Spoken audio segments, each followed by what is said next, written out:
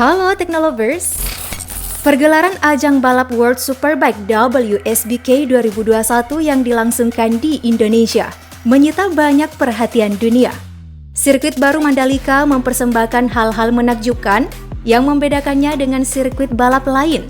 Hal itu membuat orang-orang jadi excited nih untuk mengetahui fakta dari sirkuit Mandalika yang berada di kawasan Mandalika, Lombok, Nusa Tenggara Barat. Yuk, ketahui kelebihan dan keunggulan dari sirkuit Mandalika.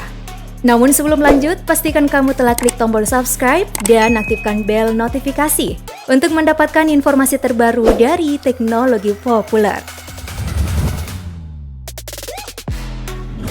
Selain menjadi tuan rumah ajang World Superbike 2021 pada November ini, sirkuit Mandalika juga akan menjadi tuan rumah nih untuk kejuaraan balap motor paling bergengsi yakni MotoGP 2022.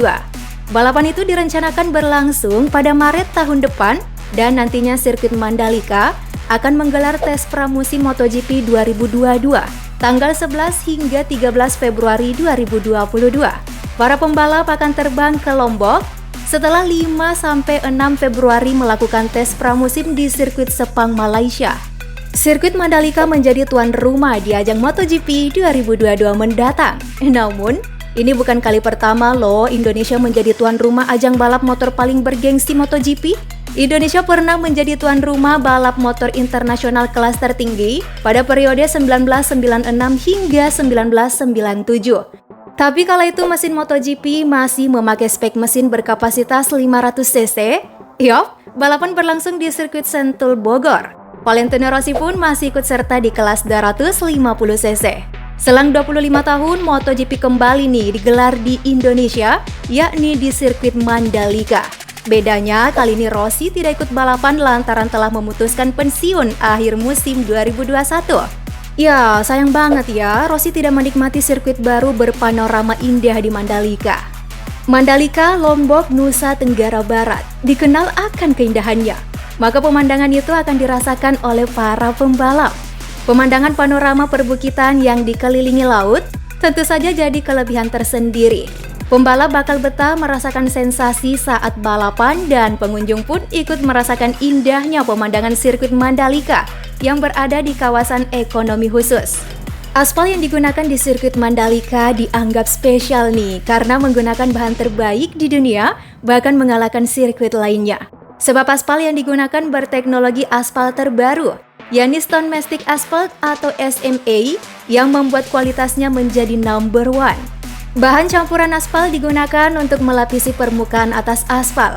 Lapisan aspal ini memang berfungsi memperkuat struktur lapisan permukaan lintasan dengan prinsip kontak stone by stone, sehingga volume aspalnya sedikit. Keunggulan sirkuit Mandalika menggunakan aspal SMA ini, salah satunya ialah membuat para pembalap tak mudah tergelincir saat balapan di trek basah dalam kondisi hujan.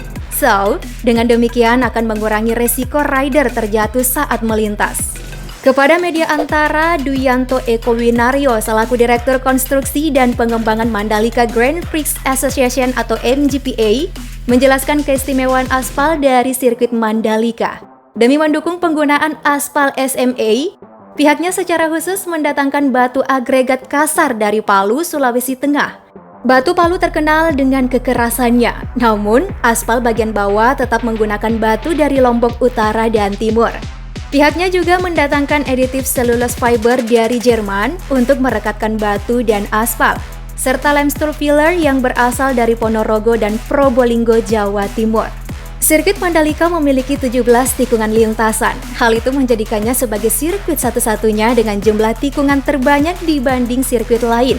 Selain itu, sirkuit Mandalika juga memiliki panjang 4,310 km, di mana jarak itu terbilang cukup memadai untuk sirkuit bertaraf internasional. Siapa yang sangka nih jika sirkuit Mandalika jadi sirkuit jalan raya pertama di MotoGP?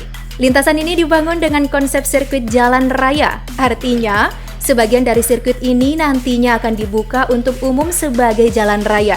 Itulah mengapa disebut lintasan MotoGP pertama yang memiliki konsep sirkuit jalan raya.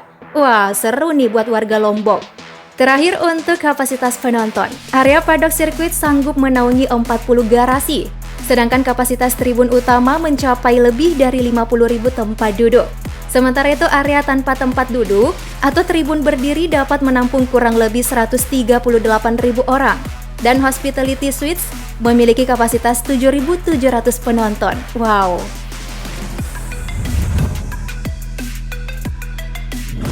Itulah kelebihan dan keunggulan dari sirkuit Mandalika.